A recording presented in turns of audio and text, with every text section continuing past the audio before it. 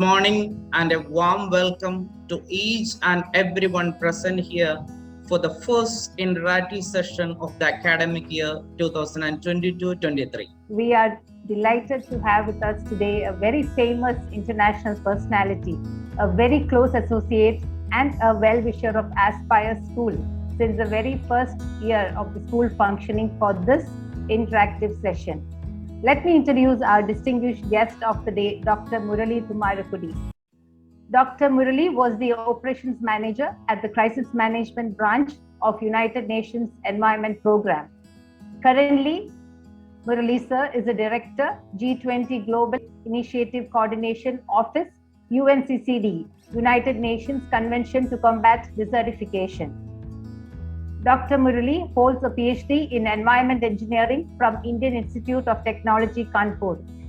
He had obtained his MTech degree also from IIT Kanpur in 1988. He obtained his BTech degree from Mar Athanasius College of Engineering, Kodamangalam in Kerala in 1986. He is a native of our Vengola in Ernakulam district. He has reached one of the highest positions in the UN, a pride to our country, even though his elementary education was at a village school where the medium of instruction was Malayalam. From a very normal background, he went on to achieve great heights. With more than 25 years of international experience in the field of environmental management in crisis situations, Muralee sir is one of the world's leading authorities on this topic and frequently lectures in universities around the world on various topics. Dr. Muralee has authored many books and he is well known for his humorous travel stories. We are indeed fortunate to have you with us today and we are humbled by your presence, sir. I would like to extend a warm welcome to our respected Managing Director and respected Executive Director also to this program, who will be joining us despite their busy schedule. Now, once again, I extend a very warm welcome to Muralee sir, and without any further delay, it is my pleasure to invite Dr. Muralee to address the audience in the 6th episode of our interactive series. Sir, please. Thank you, Anita. Thank you, Feroz. Thank you, teachers, management committee members, and students at Aspire. As Anita ma'am mentioned, I had been to the school myself. I can't remember, maybe 5 or 6 years back, and maybe I have met a number of these young students who were in lower classes at that time. And I have been watching Aspire grow, and I understand that students have naturally grown, but the school itself is growing in strength in terms of number of students, teachers, and also reputation, which is always a pleasure to watch. Building an institution such as a school, giving it a character, and creating a reputation is not an easy task. It takes decades before that happens, and there is a lot of hard work involved in it. So I want to congratulate the management as well as the teachers who are spending their precious years to build this institution. And the ma'am has already introduced me in a very detailed manner to you. So I don't want to repeat it, but I just want to pick up on one point which she mentioned. This is about starting in a village like Vengola, which is one of the 1,000 villages in Kerala. In a government school, the primary boys school in Onakulam,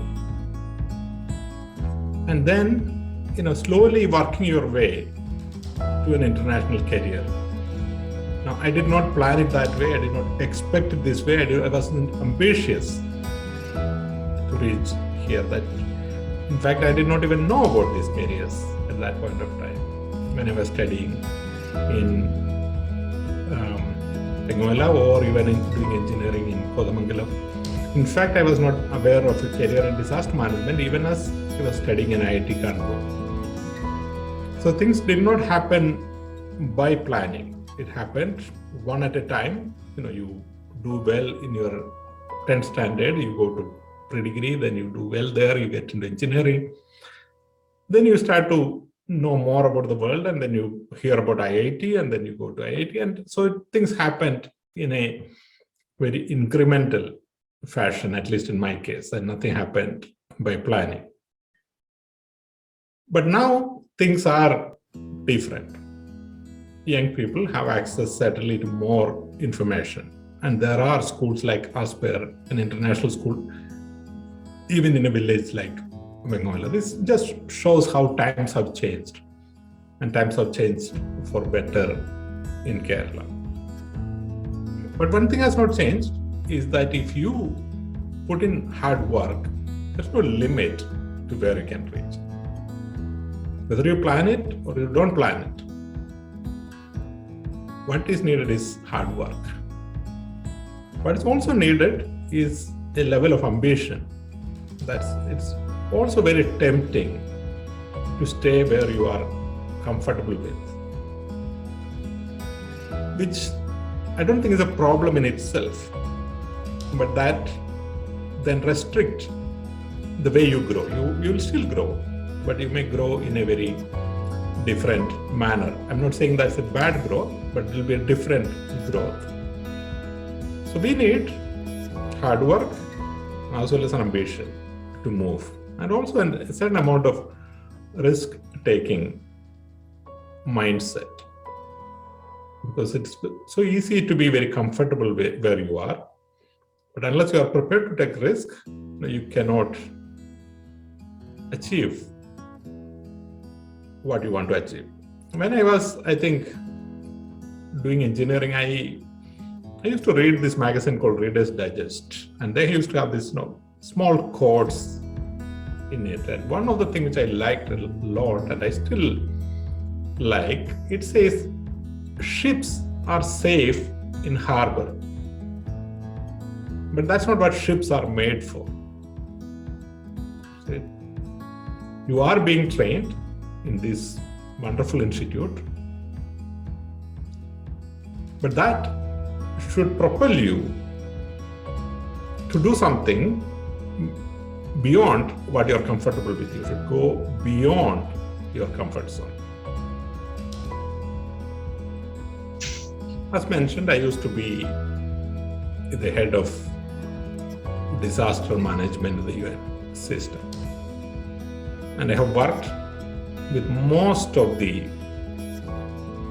major disasters and conflicts in the 21st century, from the conflict in Afghanistan in 2002 to the tsunami in 2004, the major cyclones from Myanmar to Haiti, major earthquakes, Pakistan, Haiti, tsunamis in Japan, all type of conflicts as well as disasters. And unfortunately, I also had to deal with the disaster in Kerala in 2018. Some of you may remember that. Some of you may have even impacted by it. The question I always ask when I talk to young people in Kerala is that what are the lessons we have learned from that disaster, and what's the lesson which individual students should learn from this? And my answer is to remember that disaster is not something which happens to other people. Disaster is also something which can happen to you at a very personal level, family level, as an institution level, as a state, as a district, as a state. In 2017, I had the opportunity to talk to the Kerala Assembly, and we had most of the cabinet and half of the MLAs that day. And I had actually told them that, look, Kerala is going to have this major flood. It's going to flood a lot of our places, including the Cochin airport and other places. Because it's mathematically very easy to predict these things. But at that point of time, Kerala was not known to be a place which had disasters. Disaster happened in Tamil Nadu, in Bangladesh, in Philippines, or in Japan. Kerala was one of those safe places. And this is the assumption we always had. And from 2017 December, when Oki came and then the flood came, we have now started to learn that disaster can happen to the state. But then still, we do not recognize that it can happen a level below. I'll give you two examples, not to scare you, but to make you feel that disaster can happen anywhere. In Kerala, June 1st week is when school starts every year. It could be a bus accident, it could be a child crossing the road, it could be a coconut falling on the child, it could be a child drowning in a pond within the school, it could be something, some construction is ongoing on the school site and children falling from the second floor. Whatever is always happens. Kerala has 15,000 schools. It happens in maybe 3 or 4. So we assume that, okay, it happened in that school, but it will never happen in our school. To every school principal whom I can talk to and say, prepare your children.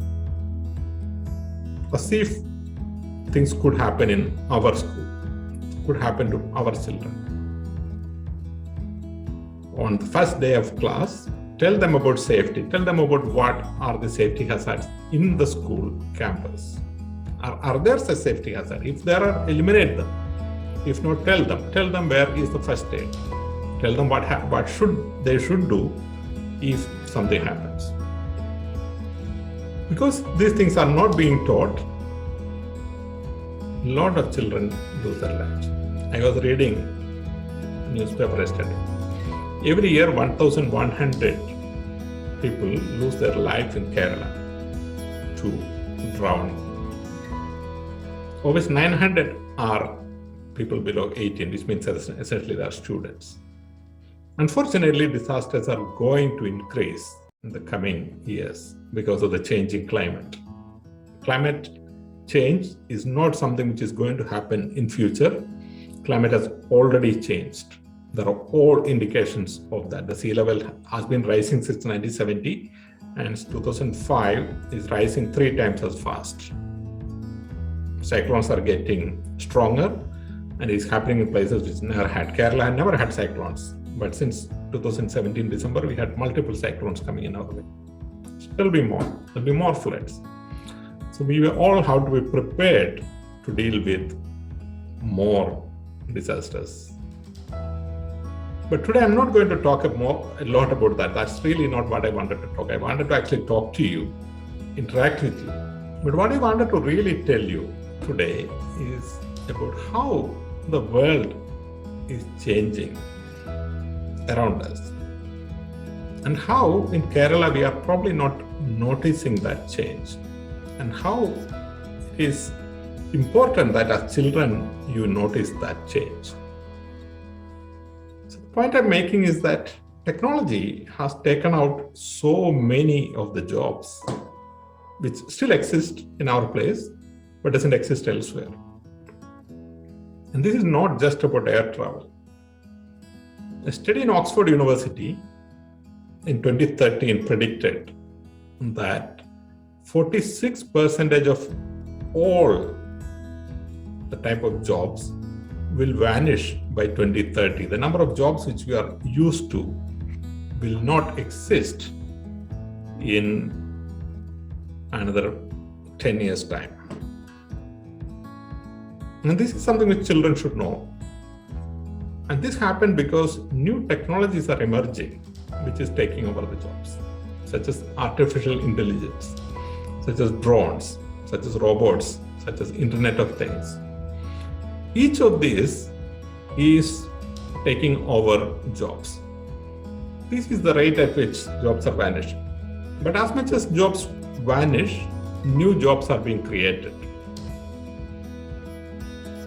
This is all happening. And unless we keep track of what is happening in the employment world and go by the conventional education, as you graduate, you will be in a crisis.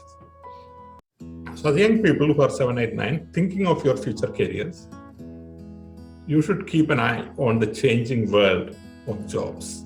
what are the new areas where there are opportunities. My advice to you is that it's not so much what you study which is going to determine your career. It's where you study. It's not so much what you know, but as to whom you know, which is going to determine your career. So the challenge for you should be to identify what's the best possible institution where you can study. It's not so much the course. The course is secondary. First thing is, what's the best possible institution where you can study? And what is a good institution? Is it an institution with a good building? Is it an air-conditioned library? No. A good institution is where bright people come to study, and there are good teachers, and there are a lot of diversity. So diversity in itself is a strength. If you study in an institution where students from many places and teachers from many places come, that gives you a global network that projects your career. The second thing is a flexible career, a flexible curriculum. The modern world is where the students have maximum autonomy to choose. You can start BSc Mathematics and you can choose music as a subset. And if you enjoy music so much, then you can make your main subject as music and make physics as your sub.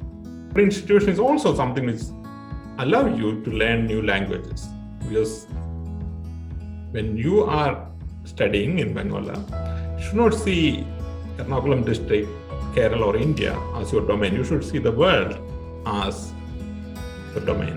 And COVID has made it even more possible that you can be employed anywhere, still be connected to your village, and you may even work from your village.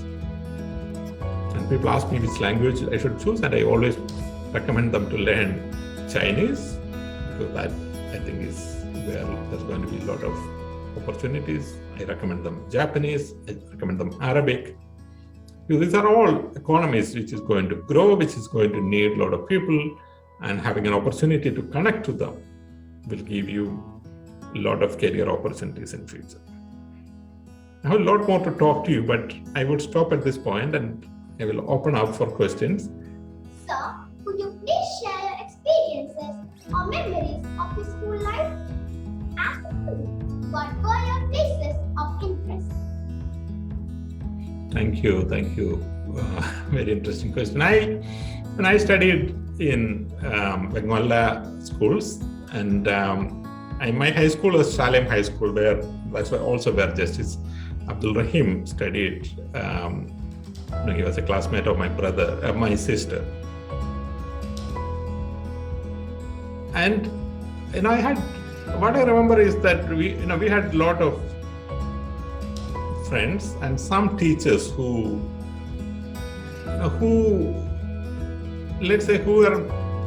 understood life more than just seeing us students who should only study.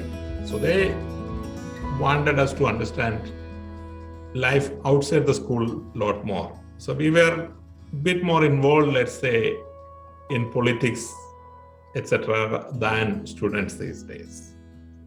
I think it's not necessarily when we say about politics these days, people think about violence, etc. But I don't remember to have an incidence of violence in our class. But we definitely had discussion on topics which went beyond our classes. We were talking about Nelson Mandela, and we were talking about Cuba, and we were certainly talking about in our time the emergency and so on and so forth. So which is, I think, when I look back, I remember those things a lot more than all the biology and the botany, etc., which were taught in class.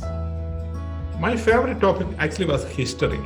I ended up being an engineer, but honestly, my passion then, as well as now, is history. I still keep history as my passion, and I'm now in Bonn, Germany, and almost every weekend I walk around and I travel to places. These places so full of history, because this is where the Second World War was fought, and I always walk around looking at history as as they happen. So yes, history was my favorite. Thank you. As a student, what were your dreams or aspirations? Sir? Thank you. One of the challenge of learning in a village school is not so much learning in a village. In a village school is that there are not many references for you to compare. So your aspirations are calibrated by people whom you know, and people whom you know are generally, people who are farmers, people who are doing, small business, and at best, probably people who are a clerk in a government department or something like that. So your aspiration, or a clerk in a bank, for example, those are the highest level of aspirations we had. I was lucky to come from a family where we had some engineers in the family. It is important that all of you, all young students, should have a mentor they can look up to, but not somebody who is a role model. And you can have Gandhiji as your role model, but that doesn't help you to mentor your career. You should have somebody whom you can talk to. That's a mentor. So my simple answer is that my dreams were very, very, very limited, and they were limited by the set of people whom I had access at that time. Thank you. So the first answer, yes, there are courses now in disaster management, including in Kerala, preferably study outside Kerala. And that recommendation I give to all of you, that regardless of what topic you take, all of you who have an opportunity to travel out, study outside Kerala, you should study outside Kerala after your +2. And those who can have an opportunity to study outside India, you should study outside India after +2 or after degree. But please, you have to open up your space, and this is where you should have your discussion with your parents as to what is that they can afford and what is that you will try your best. So with a combination of the two, you should go to the best possible institution. And that Institute of Social Science, I would say, is the best in India. Thank you. What are the major challenges you face every day with respect to your work, sir? The biggest challenge in the domain of disaster management is to convince people that disasters can happen anywhere. And this is so difficult at an individual level as a country level. If you were to go to every country have a set of disaster profile. There are possibility of tsunami in one place, earthquake in another place. For example, Afghanistan probably don't have a problem with, Afghanistan don't have a problem with tsunami, but it has a problem with earthquake. And we know it. It's not unknown. Science can very easily predict. Ernakulam, for example, is going to be flooded, regularly flooded, that in 50 years, 1/3 of Ernakulam will not be a livable place. This I know now. But if I were to go to the mayor of Ernakulam and say that 1/3 of Ernakulam will not be livable by 2050 and you have to move people out, they will not accept. The people will not accept. And the government above that will not accept. Because they assume that this will not happen, but they will. And then the disaster will happen. And when the disasters happen, people will say, oh, this is a natural disaster. There's no warning. People will die. At that point, people will accept the change. And this I find the most challenging. How do we convince people before the disaster has happened that a disaster is possible in your place and you should change? And I'm also telling to Anitha ma'am and the management that as much as I talked about 18,000 schools in Kerala, 900 children dying of drowning and also other things. It all happens in other places. But we should always assume that could happen in our place. How do we prepare our children that this could happen in our place? and we proactively train them about dealing with accidents. My question is, what are the qualities that a person seeking for a career in emergency management need will have? The first one I would say, other than of course the technical knowledge in the domain, is flexibility. That when you are in a disaster situation, you cannot expect the normal system to work. I have to do with whatever is available at that point of time. So being flexible is absolutely necessary. The second thing is being empathetic to the people in crisis. So having that empathy with the survivors is absolutely essential. I think you should also have what we call resilience. So you have to detach yourself, as much as you are empathetic, you have to detach yourself and be resilient so that you manage that crisis, but also you can be strong enough to manage another crisis. You don't feel so depressed after one. So these are the three things I would say immediately: flexibility, empathy, and resilience. How do you compare the value-based education prevalent in your era with the existing system, with emphasis to moral values to be inculcated in the young minds, sir? I wouldn't say we actually had a more value-based education in our time. But what we had was something else which actually helped us to build some values. This I agree. When we were growing up, and we had one high school in all of Benguela, and that was the Salem High School. In fact, Benguela had a high school which neighboring villages did not have. So people from neighboring villages also used to come to Benguela to study. People from every religion came. So you had the entire section of the society inside your classroom. So you had an opportunity to interact very closely with people of every kind, every fraction of the society. And when you are young, you are not worried about this. You have no class, you are not worried about who is rich, who is from a rich family, who is from a poor family, who is from, this community, etc. You are not worried.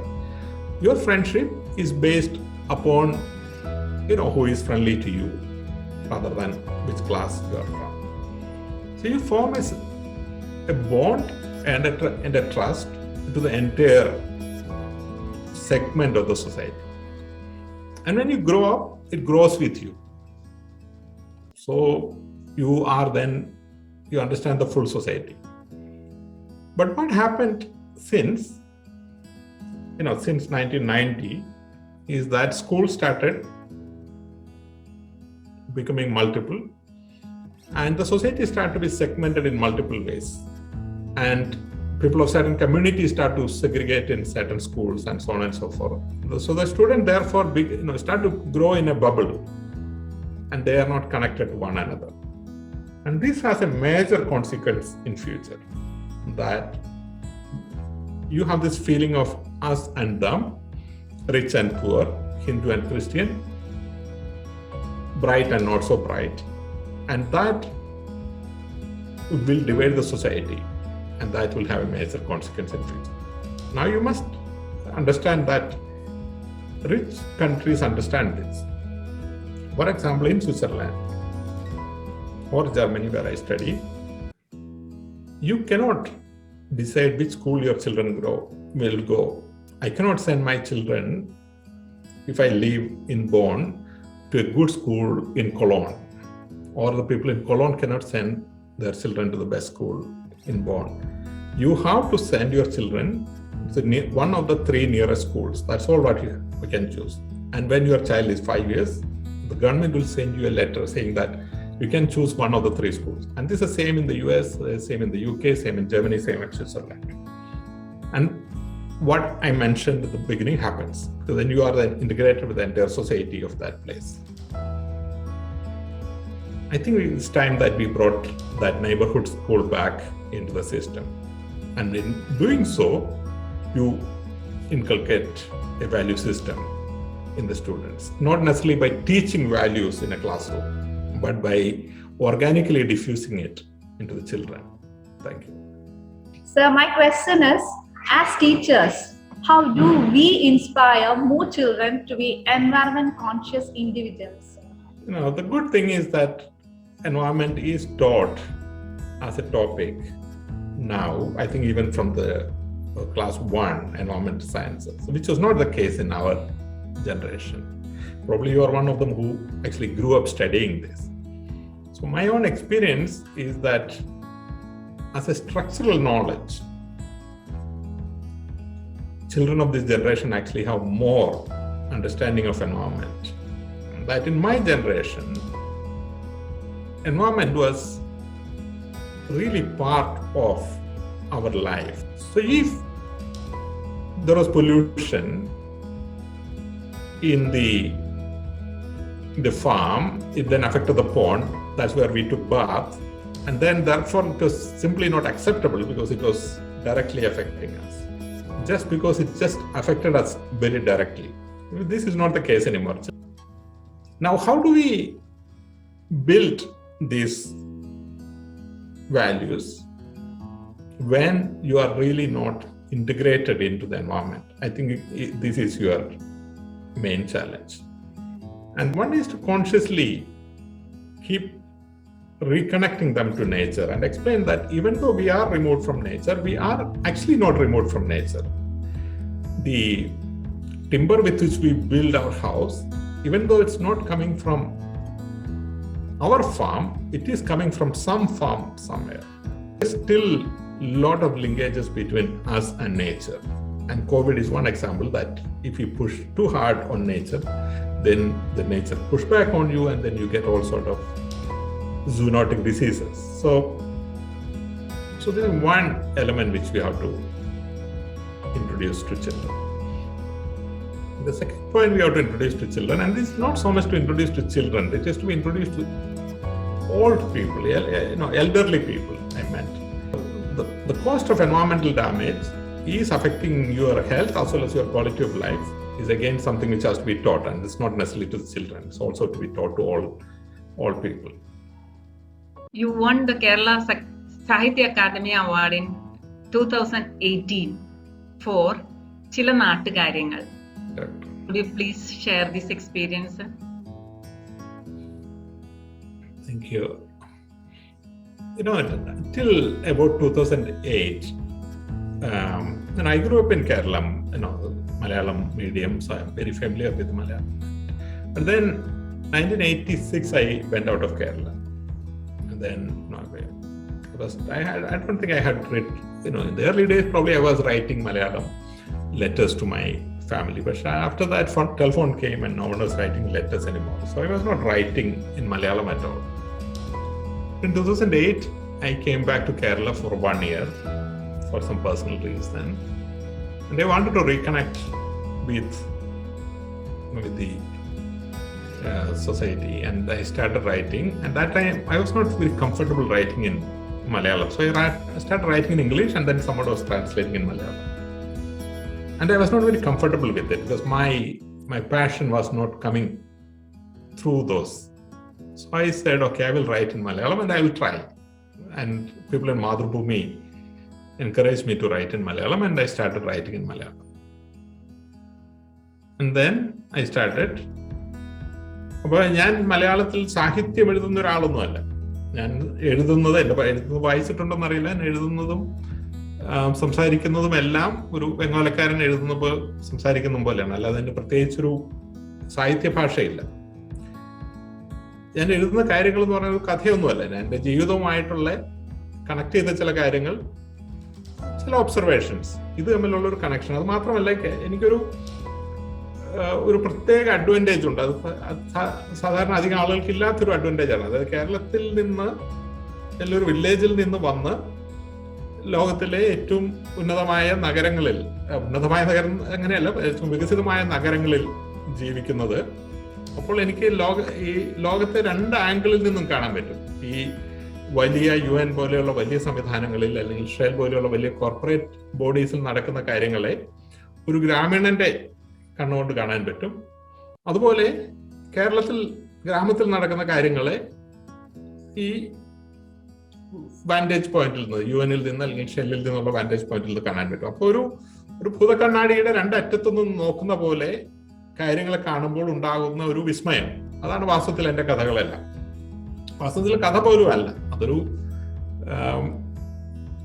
ഒബ്സർവേഷനാണ്, നിരീക്ഷണങ്ങളാണ്.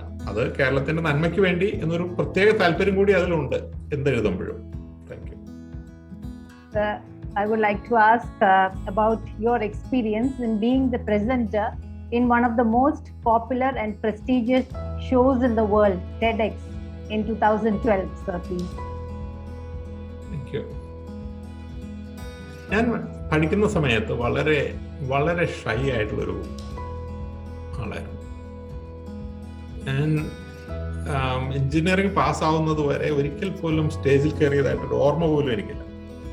സ്റ്റേജിൽ കയറുന്ന പറഞ്ഞാൽ വിറയ്ക്കുന്ന ഒരു ആളായിരുന്നു. എനിക്ക് തോന്നുന്നു 10ാം ക്ലാസ്സിൽ ശാലേം സ്കൂളിൽ topper ആയിരുന്ന സമയത്ത് അന്ന് അതിനൊരു പ്രൈസ് ഉണ്ടായിരുന്നു. അതിനു വേണ്ടി വിളിച്ചപ്പോഴാണ് ഞാൻ ആദ്യമായിട്ട് സ്റ്റേജിൽ കയറിയെന്നാണ് എൻ്റെ ഓർമ്മ. അത് പക്ഷേ ദാറ്റ് ചേഞ്ച്. അപ്പൊ ഇത് കുട്ടികൾക്ക് റിലവൻ്റ് ആയിട്ടുള്ള കാര്യമാണ്. അതായത് കുട്ടികൾക്ക് എത്ര ഷൈ ആണെങ്കിൽ നമുക്ക് അതിൽ നിന്നൊക്കെ കടന്നു വരാനായിട്ട് പറ്റും. നമുക്കൊരു ആഗ്രഹം ഉണ്ടാവണമെന്ന് മാത്രമേ ഉള്ളൂ. എനിക്കിപ്പോഴും എൻ്റെ പ്രിഫറൻസ് പറയുന്നത് പോലെ ചെറിയൊരു ഗ്രൂപ്പ് 20-30 പേര് ആളുകളുടെ മുമ്പിൽ ഇരുന്ന് അവരോട് ഇപ്പോൾ നമ്മൾ ചെയ്യുന്ന പോലെ സമ്മതിക്കുക എന്നുള്ളതാണ് വാസ്തവത്തിൽ എനിക്ക് ഏറ്റവും ഇഷ്ടം. നിങ്ങളുടെ പ്രോഗ്രാം വളരെ വളരെ നന്നായി ഓർഗനൈസ് ചെയ്തതാണ്. ഞാൻ ഐ മസ്റ്റ് അഡ്മിറ്റ്. അത് നമുക്ക് വാസ്തവത്തിൽ നമ്മളുടെ ഭാഷയുടെ ഭംഗി ഒന്നുമല്ല പ്രധാനമായിട്ടുള്ളത്. സംസാരിക്കാൻ കാമ്പുള്ള കാര്യങ്ങൾ നമ്മുടെ കയ്യിലുണ്ടോ എന്നുള്ളതിലാണ് നമ്മൾ കൂടുതൽ ശ്രദ്ധ ചെലുത്തേണ്ടത്. ഭാഷ ഇമ്പ്രൂവ് ചെയ്യാൻ പറ്റുകയാണെങ്കിൽ തീർച്ചയായിട്ടും നമ്മൾ ഇമ്പ്രൂവ് ചെയ്യണം. പക്ഷെ അതല്ല നമ്മുടെ പ്രധാന ലക്ഷ്യം. പറയാനായിട്ട് കാര്യങ്ങൾ ഉണ്ടായിരിക്കുക എന്നുള്ളതാണ്. അത് ഉള്ളിടത്തോളം കാലം മറ്റുള്ളതെല്ലാം നമുക്ക് ബിൽഡ് ചെയ്യാവുന്നതേ ഉള്ളൂ. Thank you, sir, so much. May I now call upon our Executive Director, Dr. Azhar Naveen Salim, to address the gathering, sir, and give the thank you note. Please, sir. On behalf of the entire Aspire family, it's a very emotional connect with you. As like our honorary chairman of the trust, Justice Adeham, എനിക്കും ഫൈറൂസിനും specifically always say you are a part of the family എന്നുള്ള ഒരു information always he has imprinted in our minds, and it is an emotional connect for us, and we thank you from the bottom of our hearts that in spite of all your busy schedule, you had given us that time to share your insights in it, and patiently answering all the questions which came from our students and the teachers and from all of us. Thank you, sir. Thanks a lot for your valuable advices. What we can assure as a school, sir, adime paranja pole Bengalil ingane oru institution, we have a huge passion for it. We want to make a benchmark institution where other institutions shall grow along with us or grow beyond us. That's the whole idea of it. Plus, when it comes to the disaster management, I strongly believe it should start from the institution in a school level. I can assure you, behalf of the Aspire family, that we are trying our entire level best to bring in all those concepts into our school so that to make it a safe and benchmark institution in the country. I once again thank you, sir, for giving us an opportunity to interact with you and take home all the valuable messages that you had been sharing, and this session was amazing, and we would store and remember each and every advices and words that you had given through this entire session. Thanks again. I would like to express my sincere gratitude to our honorary chairman, sir, Honorable Justice C.K. Abdul Rahim, sir, for inviting Muralee sir and making this program a reality. Thank you, Muralee sir, for your time, and it was indeed an honor to listen to you, sir, and get inspired by your words. I'm sure that our children have imbibed your words and will remember to apply them in their journey of life. As for us teachers, we will definitely see you as our role model in terms of handling various stressful situations with calmness and a bubble of positivity around us always. And definitely your words, sir, we will remember to with the need to prepare our children and make them understand that anytime a disaster can happen, and the need to be trained. Next time I come, I'll certainly come. Probably can start to work on a emergency management plan for the school itself. Thank you.